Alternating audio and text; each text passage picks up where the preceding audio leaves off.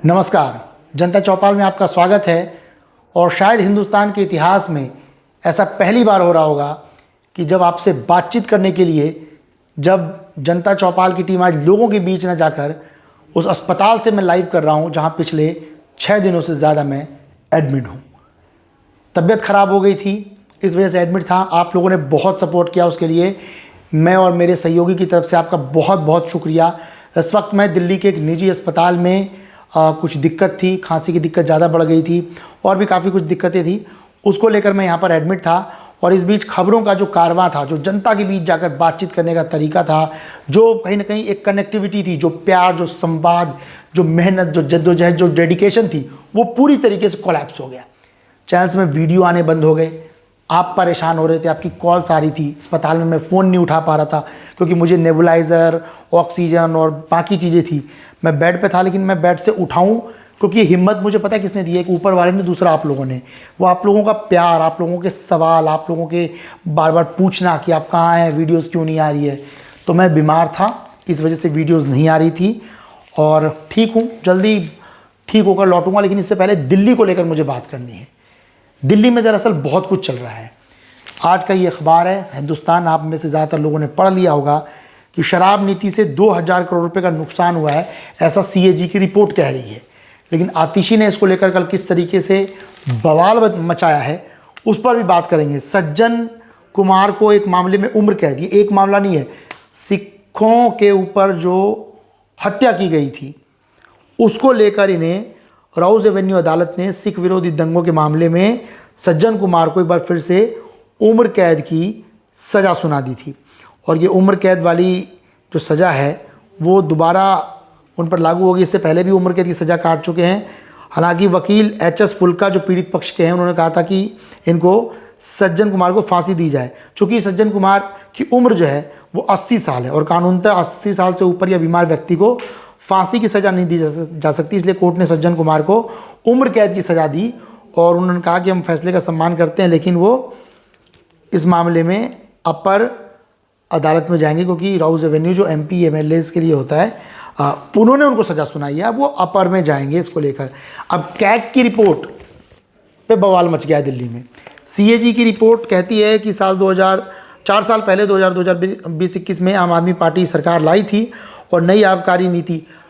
आतिशी ने कहा कि देखिए, इस शराब नीति से पहले ना भ्रष्टाचार बहुत हो रहे थे, करप्शन बहुत ज़्यादा हो रहा था और उस करप्शन को रोकने के लिए हम शराब नीति लेकर आए थे। इस शराब नीति को लेकर हम आए थे और अब सवाल ये पूछा जा रहा है कि 8 मार्च की तारीख नज़दीक है, आज लगभग 26 फरवरी है और 26 फरवरी को हम ये वीडियो शूट कर रहे हैं। तो 26 फरवरी तक महिलाओं को 2500 रुपये जो मिलेंगे, इस पर कोई चर्चा नहीं कर रहा। सबसे बड़ा मुद्दा था बीजेपी के लिए कि महिलाओं को सम्मान राशि 2500 रुपये देंगी, अब टर्म एंड कंडीशन लगा दी, तो इसको लेकर बवाल मचा हुआ है। आपने देखा होगा विधानसभा सत्र हंगामेदार था और इसका मैंने जिक्र किया था, लोगों ने हमें बताया था। हम लोग बार बार जनता चौपाल के बीच जाकर ये सवाल पूछ रहे थे कि आखिर क्या कांग्रेस से बेहतर आम आदमी पार्टी कर पाएगी। तो यकीन मानिए कांग्रेस से कहीं बेहतर अपनी बात, मुझे नहीं पता कि सीएजी रिपोर्ट सच में वो आम आदमी पार्टी वाले दोषी हैं या नहीं हैं, लेकिन उस रिपोर्ट को देखकर ये लगता है कि आम आदमी पार्टी ने हंगामा शुरू कर दिया। ये वीडियो थोड़ी लंबी जरूर होगी, पर अंत तक आप इसे देखिएगा और चैनल पर नए हैं तो सब्सक्राइब कीजिएगा, क्योंकि अस्पताल में बीमार रहकर यदि आपके हक की कोई बात कर रहा है तो वो जनता चौपाल है। और जनता चौपाल सरकारें किसी की आए, सत्ता में कोई रहे, सवाल पूछने का सिलसिला ये जारी रहेगा। चूँकि अस्पताल से बाहर जाने की मेरी इजाज़त नहीं है और ज़्यादातर टीम मेंबर हमें, चूँकि मेरी देख रेख में और बाकी चीज़ों में फंसे हुए हैं, टेक्निकल टीम भी है, तो सब लोग लौटेंगे, ऐसी बात नहीं है। और आप लोगों की दुआएं हैं और दुआओं का असर उस वक्त भी डबल हो जाता है जब दवाएं साथ साथ चल रही हो। हाथों में कैनोपीज लगी हुई है, इस हाथ में पहले स्वेलिंग थी। तो खैर ये सब चीज़ें हैं, लाइफ में चलती रहती है। आप लोग की दुआ और आप दुआ करते रहिए। तो आम आदमी पार्टी ने नीति को सही ठहराया है। कल 21 जो विधायक है आम आदमी पार्टी को उन्हें बर्खास्त कर दिया गया। यहाँ पर चर्चा एक बात की होनी थी कि आम आदमी पार्टी वाले कह रहे हैं कि पहले एक तरफ शहीद भगत सिंह की फ़ोटो लगी होती थी, उसे हटाकर प्रधानमंत्री नरेंद्र मोदी की फोटो लगा दी गई है जहां मुख्यमंत्री बैठती है। अब ये खेल समझिए, मैं इस जगह पर खड़ा हूं और पीछे की जनता चौपाल, हर बार आप मुझे देख रहे हैं जैसे अरविंद केजरीवाल करते थे।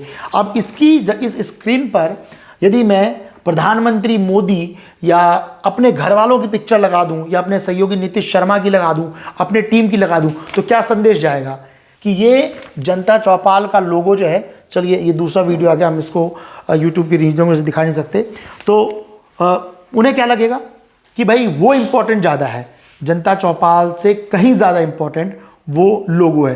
अब आम आदमी पार्टी वाले क्या इस पर सफाई दे रहे हैं, आप समझिएगा कि ये जनता चौपाल की स्क्रीन है और यहाँ पर फोटो लगा दी गई है उनकी भगत सिंह की।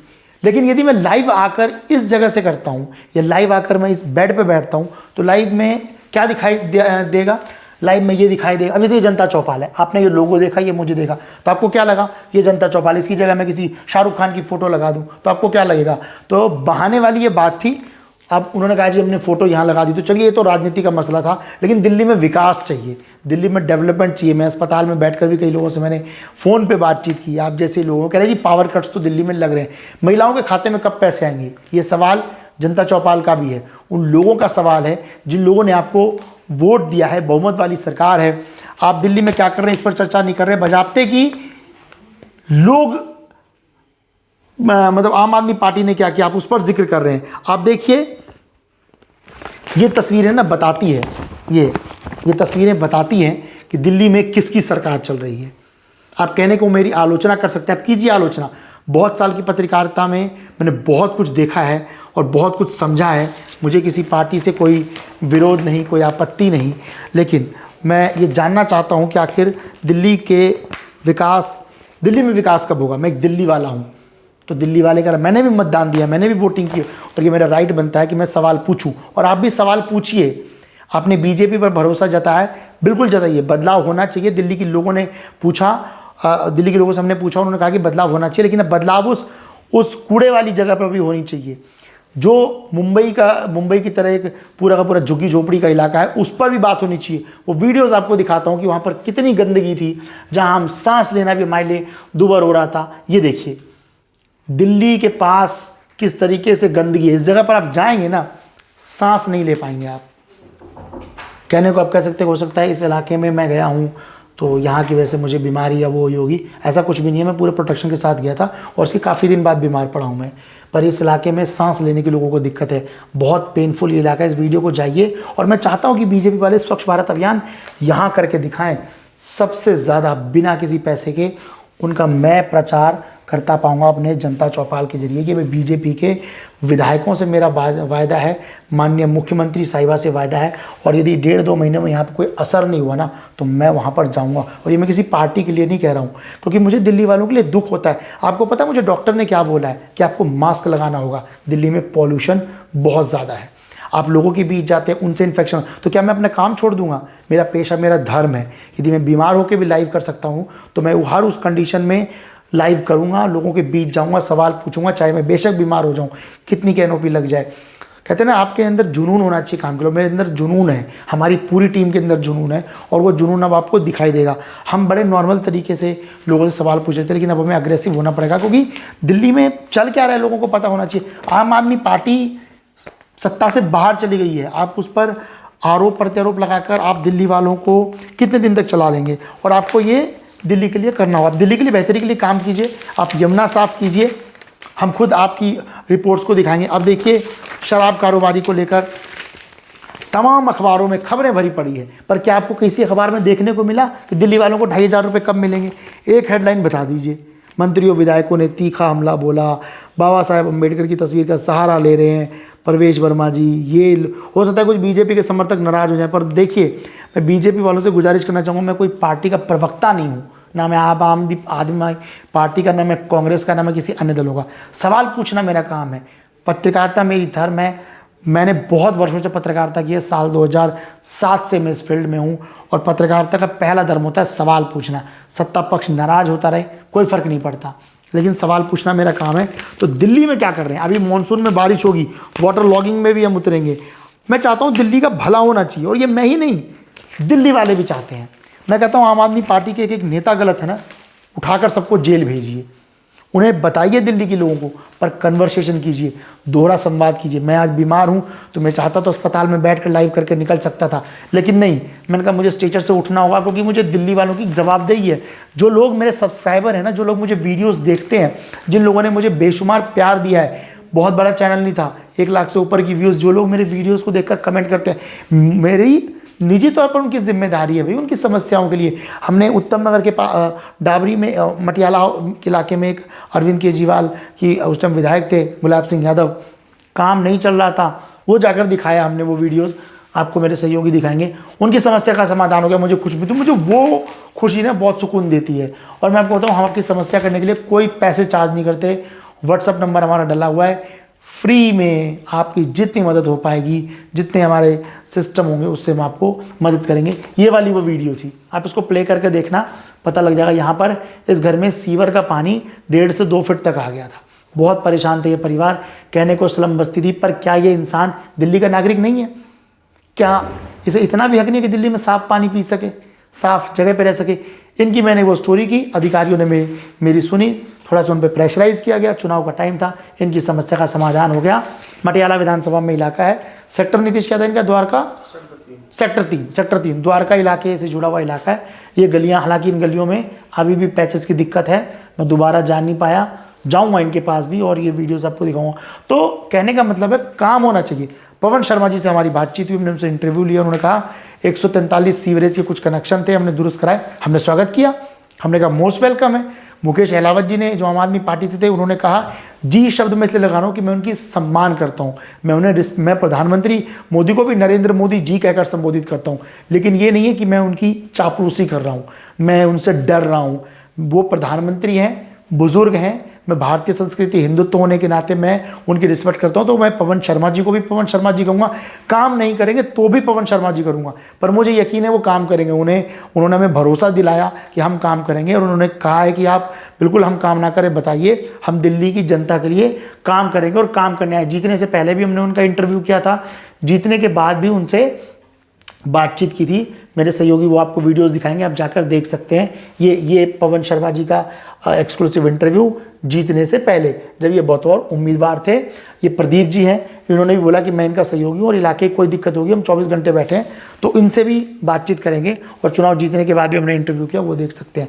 तो कहने का मतलब है बेहतरीन काम कीजिए, हम सब नेताओं का स्वागत करते हैं, हमें आपसे कोई शिकवे शिकायत नहीं है, हम किसी पार्टी के नहीं है, हम किसी एक तरफा नहीं चलाते, हम दोनों। लेकिन हमारा मकसद क्या है, ये क्या है, जनता चौपाल, जनता आप लोग, मैं लोग, हम लोग, चौपाल, जहाँ एक जगह बैठकर लोग अपनी बात रख सकें बिना किसी लाग लपेटे के। आपका, हम बड़े चैनलों में क्या होता है आप सुन लीजिए, एक आम आदमी के लिए ना कहीं जगह नहीं होती, पर इस चौपाल में क्या है, झुग्गी वाले को भी उतना सम्मान मिलता है जो द्वारका की हाई राइज बिल्डिंगों में रहते हैं। हम इस इलाके में भी गए, मुकेश अहलावत जी का इलाका था, इनके समर्थक हैं ये। मुकेश अहलावत जी ने बहुत अच्छी बात कही कि मैं अगले 5 साल काम करूँगा। अभी उनसे मेरी बातचीत चूँकि हो नहीं पाई, दोबारा उस इलाके में जाएंगे और दिल्ली का कोना कोना छान मारेंगे। दिल्ली का क्यों, पूरे देश का कोना कोना छान मारेंगे, लेकिन इसके लिए सपोर्ट आपको करना होगा, आपको हमें सब्सक्राइब करना होगा। हम आपसे कोई पैसे नहीं मांग रहे, जो सक्षम है वो हमें सुपर थैंक्स के जरिए पैसे भेज सकते हैं, जो जानते हैं। और एक वीडियोज़ में इस पर भी जल्द बताऊंगा कि सुपर थैंक्स के जरिए पैसे कैसे भेजते हैं, क्योंकि हम किसी सरकार से रेवेन्यू नहीं ले रहे, हम किसी सरकार की फंडिंग नहीं कर रहे, हम किसी की ऐड नहीं चला रहे, हम आपके लिए खड़े हैं। और लोकतंत्र की ये परिभाषा है, बड़े बड़े पत्रकारों ने कहा है कि कलम खामोश नहीं होनी चाहिए, आपकी आवाज़ खामोश यदि हो गई ना, तो फिर एक मरा और डरा हुआ पत्रकार एक लोकतंत्र का हिस्सा हो ही नहीं सकता, मरे हुए लोकतंत्र को जन्म देता है। और ना तो मैं डरा हूँ, ना मरा हूँ, ना खामोश पत्रकार हूँ, मैं आपकी आवाज़ उठाऊंगा, पूरी बुलंदियों के साथ उठाऊंगा। आज मेरी आवाज़ ठीक है, कल दुरुस्त होगी, और आप लोगों की दुआएं साथ हैं, हम लोगों से सवाल पूछेंगे। बहरहाल दिल्ली में बहुत कुछ बदल रहा है। आपने देखिए प्लेटफॉर्म पर टिकरियों जो भगदड़ मची, उस दिन भी मैं बहुत बीमार था और मुझे बहुत अफसोस है। मैं आपसे हाथ जोड़कर माफ़ी मांगता हूँ कि उस वीडियो के ज़रिए मैं आपको भारतीय रेलवे की सच्चाई नहीं दिखा पाया। 2 दिन पहले अपने ही एक फैमिली मेम्बर को छोड़ने में उस रेलवे स्टेशन पर गया। आप चौंक जाएंगे, कोई चेकिंग नहीं होती है, सामान मैं स्कैनर में डालता हूँ, प्लेटफॉर्म पर छोड़ता हूँ, 16 नंबर प्लेटफॉर्म पर हमसफ़र एक्सप्रेस में। दिन शायद मंगलवार रात को मैं गया, उन्हें ड्रॉप करके आया। 2 दिन बाद वहाँ भगदड़ मच गई। भगदड़ क्यों मची, क्या अभी तक रेल अधिकारियों ने जवाब स्पष्ट नहीं किया। आप सोचिए, 1-1 डेढ़ घंटे में 1500 टिकटें कट रही है, कौन जिम्मेदार है उसका? कौन जिम्मेदार है? कहाँ थे वो रेल मंत्री जी, कहाँ थे वो रेलवे मैनेजर, कहाँ थे वो डीआरएम? पत्रकारों को अंदर जाने नहीं दिया जा रहा, परमिशन लेकर आइए। अरे सच दिखाने के लिए भी कोई परमिशन चाहिए होती है साहब। आपको अपने वीडियो शूट कराने होते हैं, आपको बेहतरीन बातें बतानी होती है, तो पत्रकारों को बोला आने दीजिए ना सच बाहर। सीसीटीवी कितने लगे हुए हैं? एक फुटेजेस आपने सोशल मीडिया पे देखिए, उल्टा एक्स जो सोशल मीडिया प्लेटफॉर्म से कहा जा रहा है कि वीडियोस को हटाइए। ये लोकतंत्र को कुचलने की कोशिश हो रही है और गुस्सा आता है इस पर। आप आस्था में जाइए, महाकुंभ में जाइए, हर जगह जाइए, सिस्टम से जाइए। और लोगों को भी समझना होगा, पागलों की तरफ आप चलती ट्रेन में भाग रहे हैं, किसकी जाने गई? आप पाप धुलने गए थे, घर में ही आपके इतने बड़े दिक्कतें आ गई। एक मासूम बच्चे के सिर में कील चली गई। भगदड़ ना कभी जाति धर्म नहीं देखती, पेन होता है भगदड़ देख के। आप सोचो उस भगदड़ में उस मासूम बच्चे की जान चली गई, क्या कोई पुण्य पाप छोड़ दीजिए, आप किसी की जान वापस ला सकते हैं? क्या देश के प्रधानमंत्री, देश के रेल मंत्री उस बच्ची की जिंदगी वापस ला पाएंगे? मैं भी एक छोटे बच्चे का पिता हूँ, उस माँ का दर्द, इलाज ही नहीं मिल रहा उन्हें। आपने पैरामिलिट्री खड़ी कर दी, किस लिए? कि मीडिया के कैमरे ना पहुँच जाए। सच को कोई, आपने एक महिला पत्रकार का फ़ोन छीन लिया, आप उनकी आवाज़ दबा रहे हैं। ऐसे नहीं होता सर, लोकतंत्र का हिस्सा है। अब देश के प्रधानमंत्री, देश के रेलवे मंत्री हैं, वंदे भारत चलाइए, बुलेट ट्रेन चलाइए, लेकिन उन ट्रेनों में कभी बैठकर जनरल में यात्रा की है आपने? सांस नहीं ले पाएंगे आप। मैंने वो मंजर देखा है, मेरी यूट्यूब पे बहुत सारी वीडियोस पड़ी है। अधिकारी सस्पेंड होते हैं पर हालात नहीं बदलते। दुख होता है, इस देश के हालात कब बदलेंगे? सुबह उठो अखबारों में ये छपता है सर, ये देखिए, इससे इनकम हो रही है, ये छपता है। आयुर्वेदिक केसर दवाई, 2,500 रुपये की खबर मुझे कहीं नहीं दिखी। मैं इन हिंदुस्तान वालों का विरोधी नहीं हूँ, अच्छे अखबार है, मेरे से ज़्यादा वरिष्ठ पत्रकार छापते होंगे, लेकिन यही मैकेनिज़्म है। यही पता है आपको, रवीश कुमार जी भी यही कहते हैं कि आप ना आदी हो गए हैं। आप एक टीवी चैनलों को सब्सक्राइब करते हैं, बड़े बड़े चैनलों को, आप आज तक, HD, और फिर मैं नाम लूँगा तो विवाद होगा। मैं सम्मान करता हूँ पत्रकारिताओं की, लेकिन कमर्शियल हो, ये बिजनेस सबको चाहिए। बिना पैसे के मोबाइल भी नहीं चल सकता, एडिटिंग टीम भी, लेकिन काम तो कीजिए यार। देश के अखबारों में आपने क्या दिखाया है? सिर्फ अब ये देखिए, महाकुंभ 2025 प्रयागराज में अब तक श्रद्धालुओं का सम्मान, त्रिवेणी अलमीरा। अरे मर गए वो, कहाँ गए? जिनकी जान चली गई वो किस पुण्य पाप में चले गए? आज महाशिवरात्रि है, भगवान भोलेनाथ, मैं भी महाकाल को मानता हूँ, पर मैं नहीं चाहता कि ऐसी कोई भगदड़ हो जो श्रद्धालु जा रहे हैं। कोई एक बाबा है कह रहे वो तो मोक्ष को प्राप्त हो गए, मरने के बाद किसने देखा है मोक्ष? क्या आपने देखा है? तो मुझे कमेंट करके बताइएगा। मोक्ष चीज़ें आपने देखी है? अब खबरें चल रही है, स्टेशन पर उमड़ी भीड़, बनाए गए विशेष काउंटर। पहले कहाँ थी? और पहली बार नई दिल्ली पे नहीं हुआ है। विक्रमशिला एक्सप्रेस बिहार में छठ पूजा के दौरान वहाँ भी भगदड़ मची थी, लोग मर गए थे। आनंद विहार टर्मिनल पर ट्रेन को शिफ्ट कर दिया गया। कभी जेब में मोबाइल रखकर इन कैमरों को हटाकर आप देख कर आइए, निकलिए दिल्ली वाले, देख कर आइए रेलवे स्टेशनों पर क्या इंतज़ाम है, चौंक जाएंगे आप। लेकिन चल रहा है देश में, यही चल रहा है। अब निगम के पीछे पड़े हैं, कीजिए काम, हम भी चुप होने वाले नहीं हैं। और जांचें चल रही हैं, हरियाणा वालों को भी नहीं मिला पैसे, ये भी लोगों ने हमें बताया। अब ना हम लोगों के पास जाएंगे, थोड़ा सा अग्रेसिव होंगे आप नाराज़ जो समर्थक होंगे ना, चाहे किसी पार्टी के हो, आप होइए। बहुत हो गया, जिस पॉल्यूशन ने मुझे इतना बीमार कर दिया, उस पॉल्यूशन में दिल्ली वाले जी रहे हैं, तो उस पॉल्यूशन के लिए हम अब आगे बढ़ेंगे और पॉल्यूशन हमारा टारगेट होगा। पॉल्यूशन को लेकर हम सवाल पूछेंगे। एयर क्वालिटी इंडेक्स सिर्फ ग्रैप नियमों पर लागू करने पर हम नहीं छोड़ेंगे, उसको लेकर हम सवाल लगातार पूछेंगे कि भाई कहाँ दिक्कत है। अब इस अखबार में मुझे कई महिलाओं के, ये देखिए, मैं धर्म विरोधी नहीं हूँ, कई लोगों ने मुझे कमेंट किया कि आप अध्यात्म से नहीं जुड़े हैं। माफ़ी चाहूँगा, मुझे अध्यात्म को जानने के लिए ना दिल में जगह होनी चाहिए। भगवान भोलेनाथ मेरे दिल में बसते हैं। ये देखिए, महाकुंभ से पहले 64 करोड़ लोग। मुझे तो इन नेताओं की ज़रूरत है ना, जो कहें लोगों को, ये सारे इनके समर्थक हैं। इन लोगों ने रोका, इन्होंने कहा काम करेंगे, और मैं जाके पूछूंगा सर अगले 5 साल का क्या प्लान है। मैं नहीं पूछूं तो आप कमेंट करके बताइएगा, और मुझे लगता है ये जवाब देंगे। मुझे आम आदमी पार्टी से मतलब नहीं है, मुझे शख्स से मतलब है। इलाके के जो ये पीछे लोग हैं, ये किराए के नहीं बुलाए गए, मेरे कैमरे के सामने आया था। वीडियो को जाकर देखिए, आपको पता लगेगा। तो ऐसी चीज़ें हैं, हम लोगों से पूछेंगे। महिलाओं से भी हमने बातचीत की, तमाम लोगों से बातचीत की। ये मेरे ख्याल में प्रदीप जी की ये वीडियो है, तो उन्होंने बताया कि हम काम करेंगे, आप काम कीजिए दिल्ली में। ये जीतने के बाद का इंटरव्यू है, ये इनके तमाम सहयोगी थे। इंटरव्यू के लिए हम पहुँचे, उन्होंने कहा सर काम करेंगे। बल्कि मुझे लगता है कि इनको जिम्मेदारी बड़ी देनी चाहिए। पवन शर्मा जी एक बेहतर ही सुलझे हुए आदमी हैं, आरएसएस से रहे हैं, उस वेव में भी जीते थे जब बीजेपी के सबसे कम नेता दिल्ली में जीत पाए थे, तो उनको जिम्मेदारी मिलनी चाहिए थी। ठीक है, इंटरनली पॉलिटिक्स से मैं रेखा जी का भी स्वागत करता हूँ, उनको भी मेरी तरफ से बहुत बहुत बधाई।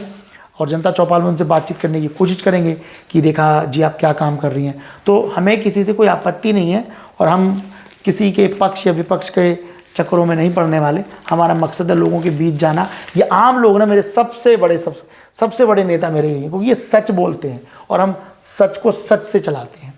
ये नजफगढ़ इलाके में अंकल जी ने बताया कि जी जो संकल्प पत्र है आप वायदे पूरे कर दो, कूड़ा हटा दो, बिजली सीख कर दो, तो इस पर हम सवाल पूछेंगे। तो फिलहाल अस्पताल से लाइव आने का दरअसल मतलब यही था कि आपको मैं बता सकूं कि मैं एक अस्पताल में एडमिट हूँ।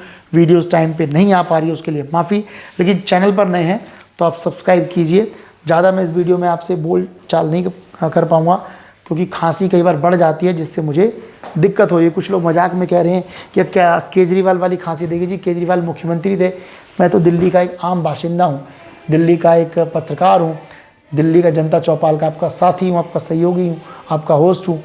तो बहुत ज़्यादा मैं इस पर क्या कहूँ। केजरीवाल जी की तो अच्छी अप्रोच थी, पर मेरी जितनी भी है ठीक हो रहा और मैं उम्मीद है बेहतर हो जाऊँगा। अब पॉल्यूशन से था, क्या इन्फेक्शन था, ये तो पता लग जाएगा। ठीक है, चलती रहेंगी। बट आप भी सवाल पूछिए कि जो जिन वायदों पर बीजेपी ने काम किया उन वायदों पर बीजेपी को खरा उतरना चाहिए। तो नुकसान बिहार में भी होगा, और नुकसान बिहार में क्यों, आगे के चुनाव में भी होगा। उत्तर प्रदेश में भी चुनाव है, तो चुनाव में इनको नुकसान ना हो, दिल्ली की जनता का समाधान करेंगे, अस्पतालों को बेहतर बनाएं। अच्छा, आप चलते चलते अस्पतालों का सुन लीजिएगा, ये आपकी सेहत से हम जानकारी। मुझे 5-7 दिनों से खांसी हो रही थी, खांसी के बाद वोमिटिंग होने लगी और थोड़ी सी मतलब घबराहट, एंजाइटी होने लगी। तो मुझे नजफगढ़ के, मैं नाम लेकर बोलना चाहूँगा, RHTC केंद्र सरकार का अस्पताल है। डॉक्टर प्रवेश वर्मा ने 100 करोड़ रुपए या पता नहीं 1000 करोड़ रुपए, मुझे देखना होगा, इससे ज़्यादा पैसे लगाकर उसका उद्घाटन किया। अस्पताल की बिल्डिंग बड़ी है, मैं वहाँ पर गया। डॉक्टर CMO डॉक्टर धीरेन्द्र थे, उन्होंने चेस्ट का मैंने एक्सरे कराया, उन्होंने बोला आप ट्यूबरक्लोसिस का टेस्ट कराइए और आपको ऐसी कोई दिक्कत नहीं है। लेकिन उसी कंजक्शन की वजह से चेस्ट में इन्फेक्शन था, मुझे कई अस्पतालों ने बोला कि आपको एडमिट होना है। तो अब सोचिए ये कैसा इलाज दे रहे हैं। मैं उनको बताया कि मैं पेशे से पत्रकार हूँ और मुझे ये दिक्कत है, मुझे लोगों के बीच जाना है। तो टीबी की रिपोर्ट उन्होंने बलगम, वो भी मेरे रिक्वेस्ट पे ली, एंटीबायोटिक्स दे दी और प्रिस्क्रिप्शन है नहीं, वरना मैं आपको वीडियो में दिखाऊंगा। मैं झूठ नहीं बोलता, मेरे पास वो सारे प्रूफ्स पड़े हुए हैं और उसको लेकर मैं वीडियो बनाऊंगा। ऐसा नहीं कि मेरे साथ दिक्कत हुई, इसलिए मैं चाहता हूँ दिल्ली वालों के साथ दिक्कत ना हो। मैं तो चलो पत्रकार था, आम आदमी तो डरता है ना बात करने से, डॉक्टर से, हॉस्पिटल से, सिस्टम से, क्योंकि उनको पता नहीं होते रूल रेगुलेशन। फिर मैं प्राइवेट हॉस्पिटल में गया तो उन्होंने कहा जी एडमिट होना है 4-5 दिन में। कोई बेहतर तो नहीं है मेरे साथ कि बेहतर, मैं बहुत ठीक हूँ, पर मैं आपसे बात कर पा रहा हूँ, इस बीच खांसी नहीं आई है। तो कहने का मतलब है सवाल पूछिए और इस सिस्टम को सुधारना होगा। इसे कौन सुधारेगा? आप और हम मिलकर। हम ये सोचते रहेंगे ना यार ठीक है, उसके साथ बीमारी वो देखे, तो फिर देश का भला नहीं हो सकता। आप वोट देकर 5 साल चुप मत बैठिए, आपको आवाज़ उठानी। एक RHTC अस्पताल, मैं CMO से भी जाकर मिलूंगा, उनका बयान लेने की। RHTC अस्पताल में बड़ी बिल्डिंग है, नजफगढ़ वाले लोग तो जानते होंगे। और मेरी माननीय विधायक साहिबा नीलम कृष्ण पहलवान जी, आपसे भी गुजारिश है कि यदि माननीय सांसद कमलजीत सहरावत जी, आप, मेरी उनसे भी गुजारिश है कि आप दिल्ली के नए स्वास्थ्य मंत्री को लेकर यदि जाफरपुर जैसे उस अस्पताल में जाती हैं, वहाँ की समस्या दिखाती हैं, तो कभी RHTC भी आइएगा और वक्त मिले तो मेरे साथ चलिएगा। और मैं आपको बताऊंगा, मेरे पे प्रिस्क्रिप्शन है कि डॉक्टर ने मुझे क्या इलाज सजेस्ट किया, जिसकी वजह से मैं 4 से 5 दिन दवाई खाता रहा और इतना पैनिक हो गया मुझे कि दिल्ली के द्वारका के एक निजी अस्पताल में एडमिट होना पड़ा। तो डॉक्टर्स बताएंगे ना, ऐसे तो डॉक्टरों का भरोसा खत्म होगा, और वो तब है जब वो अपने आप को डॉक्टर धीरेन्द्र CMO बताते हैं, चीफ मेडिकल ऑफिसर। सोचिए, जब चीफ मेडिकल ऑफिसर एक पत्रकार को आप बता रहे हैं, मैं ये नहीं कहता कि मैं पत्रकार हूँ, बहुत बड़ा हूँ और पूरी दुनिया मुझे जानती है, मेरे मिलियन फॉलोअर है, नहीं। मैंने अपना पेशा बताया, मैंने अपने रीजंस बताए कि मैं लोगों के बीच जाकर माइक से बात करता हूँ, क्या उससे इन्फेक्शन हुआ है, क्या मुझे मास्क पहनना चाहिए, क्या मुझे ट्यूबरक्लोसिस है। But they didn't say anything. उन्होंने कहा कि नहीं ऐसा कुछ नहीं है, टेस्ट कराते इन्फेक्शन आया, मामूली इन्फेक्शन है। मामूली इन्फेक्शन में पिछले 8 दिनों से मैं अस्पताल में भर्ती हूँ, तो मामूली तो नहीं होगी बात। तो या तो आप मुझे मिसगाइड कर रहे हैं, या आप सिर्फ मेरी पेशेंट देखकर एक ID बनाकर चलें। ट्यूबरक्लोसिस का टेस्ट सुन लीजिए, मैंने टेस्ट करा दिया, बहुत सारे लोग कराते हैं और आपको भी करानी चाहिए थी। 5-10 दिन से ज़्यादा खांसी है भारत सरकार की, उसकी रिपोर्ट आज तक मेरे पास आई नहीं। आज मेरे ख्याल में बुधवार है, बुधवार तक मेरे पास रिपोर्ट नहीं आई। मैंने एएनएम को कॉल किया, एएनएम कह रही है मैं महाकुंभ गई हूँ, आपको वहीं से जाना पड़ेगा। यदि मेरे साथ कोई फैमिली मेम्बर नहीं है तो क्या मैं दिल्ली के अस्पतालों में दम तोड़ता रहूँगा? ऐसा तो मैंने अरविंद केजरीवाल के अस्पतालों में लापरवाही नहीं देखी थी। मोहल्ला क्लिनिक में बेहतर ट्रीटमेंट मिल रहा था, पर क्या हो रहा है, आप नाम चेंज कर रहे हो, आप कीजिए। लेकिन इन सवालों को लेकर मैं सवाल पूछूंगा, अपनी माननीय सांसद साहिबा से भी पूछूंगा, अपनी माननीय विधायक महोदया से भी पूछूंगा। हो सकता है उनको ये मेरी बातें बुरी लग रही हूँ, लेकिन बुरी लगने से काम नहीं होगा मैडम। मैं भी आपके इलाके का एक वोटर हूँ, मैं मतदाता हूँ, दिल्ली का मतदाता हूँ, एक पत्रकार हूँ। सवाल पूछना मेरा काम है और तब तक पूछता रहूँगा जब तक सही सटीक जवाब नहीं मिलता। आप जाफरपुर जाती हैं तो RXTC भी चलिए, जाकर देखिए वहाँ की क्या समस्या है और जनता का समाधान कीजिए। आपका इंटरव्यू भी मुझे लेना है, लेकिन इंटरव्यू से पहले उन 30 सवालों के आपको जवाब भी देने होंगे। मुझे उम्मीद है कि ये वीडियो उन तक पहुँचेगी, कोई ना कोई समर्थक पहुंचा देगा। बीजेपी के समर्थक भी हमें बहुत प्यार करते हैं, आम आदमी पार्टी वाले भी तो हमें देख ही रहे हैं। और इस वीडियो के जाने के बाद बवाल मचेगा सियासी, तो हम भी तैयार हैं, लेकिन इलाज होना चाहिए। मेरे चाहे वो नजफगढ़ हो, उत्तम नगर हो, मुझे दिल्ली का बाशिंदा अस्पतालों में तड़पता हुआ नहीं देख सकता। वो पता है दर्द कब होता है? जब आप उस दर्द को खुद झेलते हो। पिछले 8 दिनों से जो मैंने ट्रॉमा झेला है ना, मैं चाहता हूँ कोई दिल्ली वाला ना झेले। और इसके लिए हमारी पूरी टीम में और मेरे सहयोगी नीतीश शर्मा, बाकी लोग, पूरी टीम इस जद्दोजहद में लगे कि हमने हेल्थ सिस्टम ही सुधारना है इस दिल्ली का। हमने दिल्ली वालों को बीमार नहीं करना, हम दिल्ली वालों को मरने के लिए नहीं छोड़ सकते। और यदि मरने के लिए छोड़ सकते हैं तो फिर इन सरकारों को सत्ता में आने का कोई हक नहीं है, चाहे वो देश की कोई सी सरकार हो। चलिए, फिलहाल इस वीडियो में मेरे साथ इतना ही। जनता चौपाल की पूरी टीम, आपका आभार, आपका शुक्रिया कि आप लोग इतना प्यार दे रहे हैं। और चैनल में जो लोग हमें नए हैं, जो देख रहे हैं, उनसे मेरी गुजारिश है कि मैं नीतीश से भी गुजारिश करूंगा एक बार इस तरफ लेकर आए कैमरे को। मैं अपील करूं कि प्लीज़ चैनल को आप देख रहे हैं, प्यार दे रहे हैं, उसे सब्सक्राइब भी कीजिए। उस नंबर काउंटिंग को बढ़ाइए। नंबर काउंटिंग ऑलवेज मैटर, वो मैटर करता है नेताओं के लिए, अधिकारियों के लिए। जिस तरह से वोट देते हैं ना, एक एक वोट कीमती है, एक एक सब्सक्राइबर कीमती है। तो प्लीज़ जाकर उसे सब्सक्राइब कीजिए, लाइक कीजिए, शेयर कीजिए। हमें बताइए कि किस मुद्दे पर अब जनता के बीच जाकर वो सवाल पूछने चाहिए। आपके इलाके में पावर कट हो रही है, कमेंट करके बताइए, व्हाट्सएप करके बताइए। उस इलाके में जाकर जनता के बीच जाकर सवाल पूछेंगे, लेकिन खामोश नहीं बैठेंगे, क्योंकि सवाल जब तक आप नहीं पूछेंगे तब तक उसका सही और सटीक जवाब नहीं मिल सकता। फिलहाल जनता चौपाल में इस वीडियो के जरिए मेरे साथ बस इतना ही। मुझे दीजिए इजाज़त, और चैनल पर नए हैं तो हमें लाइक, शेयर और सब्सक्राइब करना बिल्कुल ना भूलें। बहुत बहुत शुक्रिया।